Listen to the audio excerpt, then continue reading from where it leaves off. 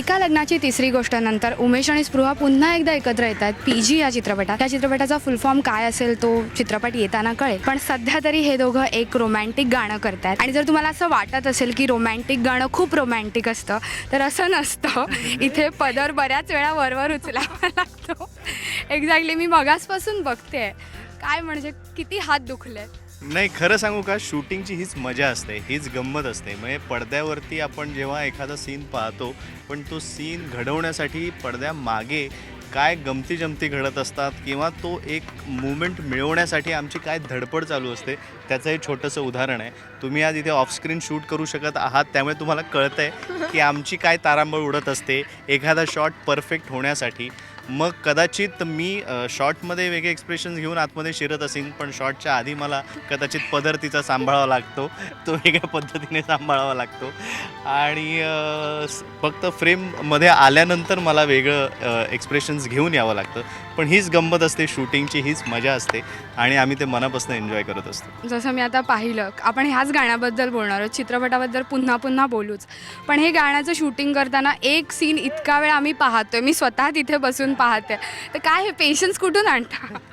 म्हणजे जनरली त्याचसाठी आम्हाला इथं नाही, पण ह्याच्यात पण गंमत आहे. आणि मी असं गाणं याआधी कधीच केलेलं नाही आहे, सो माझ्यासाठी हे खूप नवीन आहे सगळं. त्यात असं सगळ्या रोमॅन्स आहे, तुम्हाला उमेश बरोबर करायचं आहे, त्यामुळे मला आणखीन मजा येते. आणि ओव्हरऑलच हे गाणं फार गोड आहे. शब्द छान आहेत, म्युझिक मस्त आहे, गायकांनी खूप छान गायलं आहे. हा सगळा सेट ॲटमॉस्फिअर हे सगळं छान जुळून आलं आहे, त्यामुळे त्याची पण एक वेगळी गंमत असतेच नेहमी, की छान जुळून आलेल्या गोष्टीत आणखीन आपण काहीतरी नवं करूया, परफॉर्म करूया. आणि ह्या साडीचा पदर एवढा लांबलचक असावा ही ही आमच्या कोरिओग्राफर ज्या दीपाली विचारे आहेत त्यांना आपण विचारलं पाहिजे की नेमकं त्यांच्या डोक्यात काय. पण डेफिनेटली हे सगळं खूप छान दिसावं, हा एकमेव त्याच्यामागचा उद्देश आहे, की मस्तपैकी असे पदर उडत आहेत आणि वारे वाहत आहेत, मजा. स्पृहा, तू पोएटिक आहेस म्हणजे आणि तू रोमॅन्टिक आहेस, त्यामुळे हे कॉम्बिनेशन खूप छान आहे. पण बेसिकली एक रोमॅन्टिक सॉन्ग म्हटलं की मुलींना मेकअप करायला खूप स्कोप असतो आणि मुलांना जस्ट जीन्स पॅन्ट असं असतं का?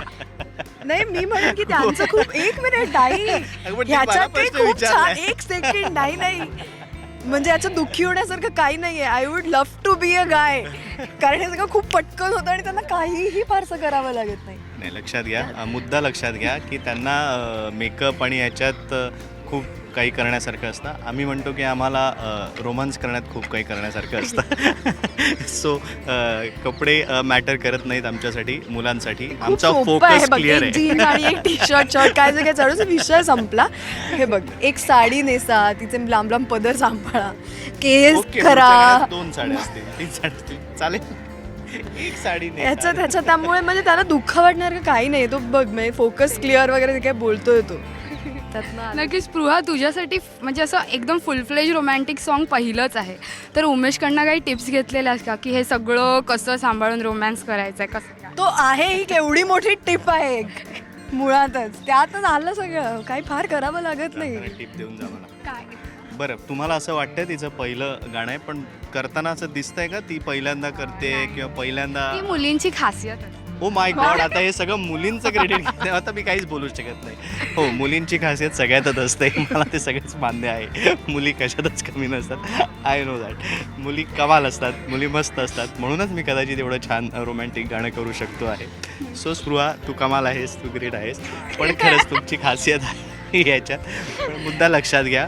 सो तिचं पहिलं गाणं असो, 100वं गाणं असो, ती करताना असं अजिबात वाटत नाही आहे, ते तिचं पहिलं गाणं. अर्थात त्याचं क्रेडिट तुझं नाही आहे, मुलींचं आहे.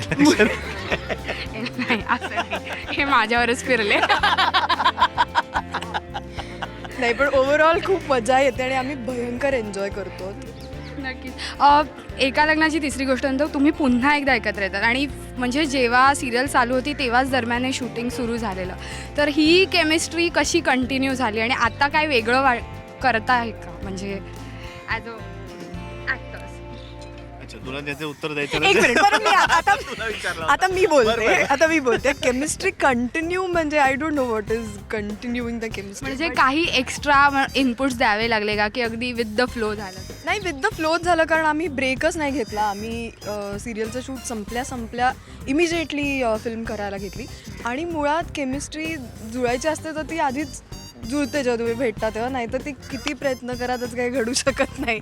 फॉर्च्युनेटली आमच्या बाबतीत एका लग्नाची तिसरी गोष्ट ज्या डे 1 जेव्हा आम्ही टायटल सॉन्गचं तिकडे शूटिंग करत होतो तेव्हाच आमचं छान एकमेकांबरोबर जमलं. आणि डेफिनेटली कदाचित आम्ही जे ऑफस्क्रीन एन्जॉय करतो एकमेकांबरोबर किंवा कम्फर्टेबल जितके असतो ते कुठेतरी दिसत असणार ऑनस्क्रीन आणि ते लोकांना प्रेक्षकांना आवडत असणार. करेक्ट आहे, स्पृहा म्हणाली ते म्हणजे काय ना, प्रश्न कमी होतात मनातले. आधी आम्ही एकत्र कम्फर्टेबल असल्यामुळे जनरली सीनबद्दल खूप प्रश्न असतात, गाण्याबद्दल त्या स्टेप्सबद्दल प्रश्न असतात.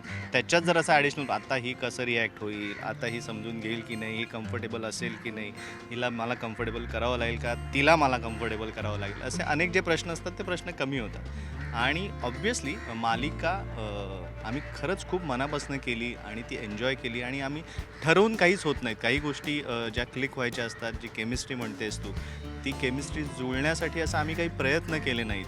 ते एकमेकांचे स्वभाव आवडले, एकमेकांना काम करण्याची मेहनत किंवा एकत्र काम करताना येणारी गंमत यायला लागल्यानंतर आपसूक ते झालं. आणि जसं तू म्हणतेस तसंच की तिसरी गोष्ट संपली, म्हणजे शूटिंग सिरियल चालूच होती पण शूटिंग संपल्या दुसऱ्या दिवशीपासून आम्ही या कामाला लागलो. कारण एक मी तर म्हणतो की ॲडिशन आम्हाला ह्याच्यात मला करावंसं वाटतं की ते आम्हाला उलट डबल जोमाने करायला लागलं की एक मालिका संपली पण लगेच एक मोठी अपॉर्च्युनिटी मिळाली, मोठ्या पडद्यावर ते काम. सो एनर्जी कुठेतरी वाढलीच की एक वेगळी जबाबदारी आहे. कारण आम्ही सतत मी रिस्पॉन्स बघतोय की लोकांना आम्हा दोघांना एकत्र पाहायचं आहे मालिकेत असो, पण आता पडद्यावर मोठ्या पडद्यावर येतोय म्हटल्यानंतर लोकांचाही उत्साह वाढलेला आहे. So everybody is waiting. So आम्हाला त्यामुळे सुद्धा आनंद जास्त मिळतो. आता एक फायनल क्वेश्चन, एका लग्नाची तिसरी गोष्टमध्ये लग्नाचा सगळा रोमॅन्स होता आणि इथे हनीमूनचा रोमॅन्स आहे, तर एक स्टेप अहेड आहे. तर तुम्ही प्रेक्षकांना काय सांगाल, हे गाणं काय असेल, बेसिकली हे गाणं काय असेल? जे आम्हाला तिथे करायला नाही मिळालं ते इथे करतो.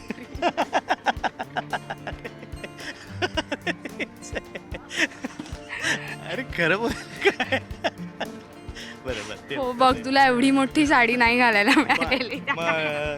करेक्ट आहे, त्याचं करेक्ट, आय एम विथ हिम. बरोबर आहे, त्याचं सगळं बरोबर आहे. मुलींची खासियत असते काही झालं तर, त्यामुळे तुझ्यासाठी हे जड नसेल. नाही, एका लग्नाची तिसरी गोष्ट आमच्या लग्नावरती येऊन थांबली. आणि PG हा सिनेमा आधी आम्ही मित्र होत एकमेकांचे आणि मग त्याच्यानंतर आम्ही प्रेमात पडतो. मी त्याच्यावरती आधीपासूनच मरत शब्द असते. येऊ आणि दे.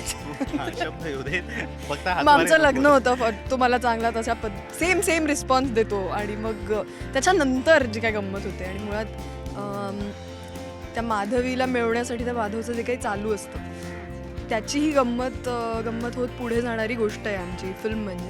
आणि त्याच्यात अनेक गोष्टी आहेत, अनेक फॅक्टर्स आहेत, अनेक घटना आहेत, प्रसंग आहेत. सो हे गाणं त्या प्रसंगांच्या मालिकेत एका खूप छान पॉईंटला येतं आणि त्याच्यामुळे ती गंमत आणखीन वाढेल असं मला वाटतं फिल्मची.